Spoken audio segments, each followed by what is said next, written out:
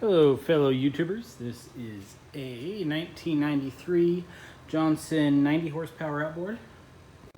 It's been sitting out in the desert sun for quite some time, leading the wiring and basically anything plastic to kind of deteriorate and discolor, which you can kind of see right here with the back of our little trim tilt box.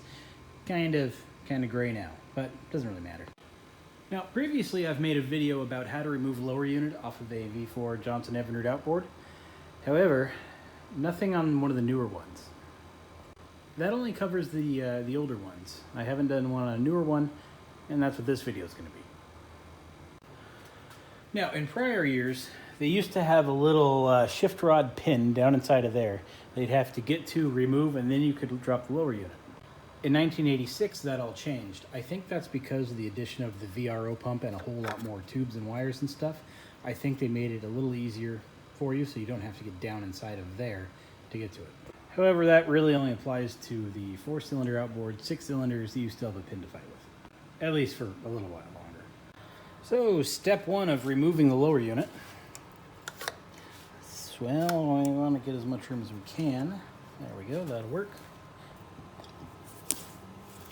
Now I've moved the shift cable little retainer holder housing thing here just forward a little bit, which allowed me a little more access to get to this little pin, which you will see in just a moment. And that pin pulls right out of there. Now, with the pin out of the way, you can come in here and you can push the whole kit and caboodle forward. That's all you need to do. Now let's go ahead and get the motor up.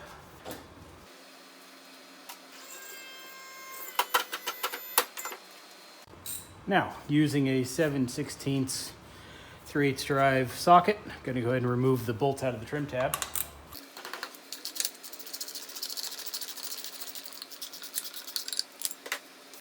With that removed, we can see our hiding little bolt back here. That is a 9/16. Go ahead and get a 9/16 socket, pull that out of there.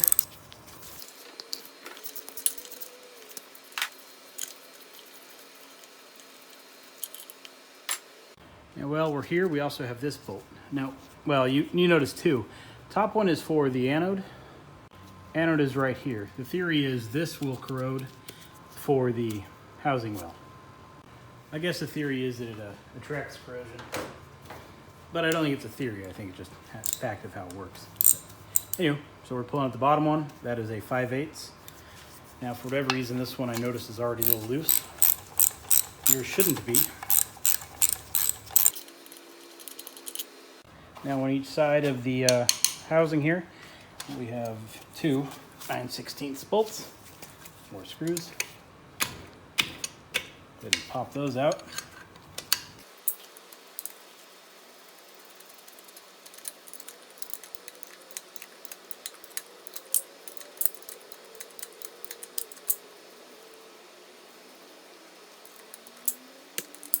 All right, let's rotate to their side. Move these two, but I'll do the top one first.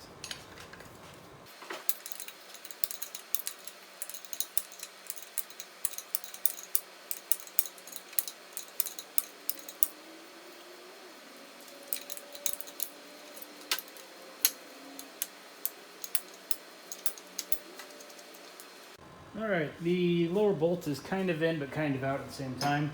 Just enough in case the lower falls, it's not going to hit me or smack into the ground. When I pulled the trim tab off, things got pretty smelly. I kind of think the rats and nim are living in here, but let's hope not. So, we'll see what kind of disasters we have, but anyway, that's not your problem. The lower should simply drop, just like that. Now that we know it's free and not going to fall, or it is going to fall, or now that we know it's out, ready to come out, I'll take my little safety screw out here and just kind of remove it.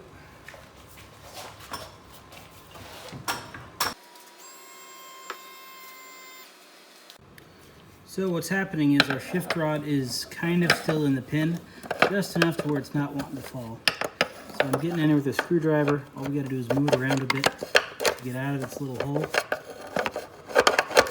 And since it's springy now, should come out.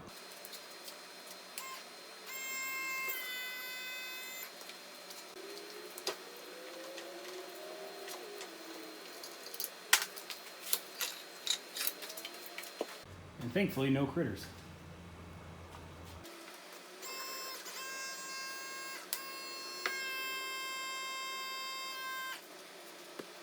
And just so we all see what's going on here, this bushing came out. Get that back in.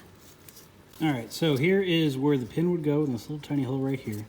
And over there, that little area that's kind of opened up, right here is where the top of the shift rod kind of gets wedged together. So when you shift, it goes up and down, moving the shift rod up and down. Now, when you remove the pin, it allows you to slide it in, which allows the shift rod, little connector there, to open up. See what's happening? So now the shift rod can fall right out of there. Now in my situation, the shift rod stayed wedged up against, let me get this hose out of the way if I can. Anyway, so in my case, the shift rod was still wedged over here, didn't stay into the opening, which kind of hung it up a little bit. All it took was a little bit of jiggle of the shift rod, and away we went. But that's basically how that works. As you can imagine, it's a much easier system most of the time. Now this bushing over here, it's a little stuck. The grease on there is pretty old. Some WD-40, fix that right up, make life easy. But yeah, that's how that works.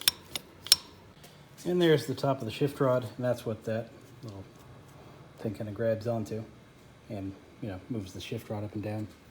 So that's it, folks. That is how to remove the lower unit off your 1986 and newer V4 Johnson or Evinrude outboard. Any questions, let me know. Otherwise, see you all next time.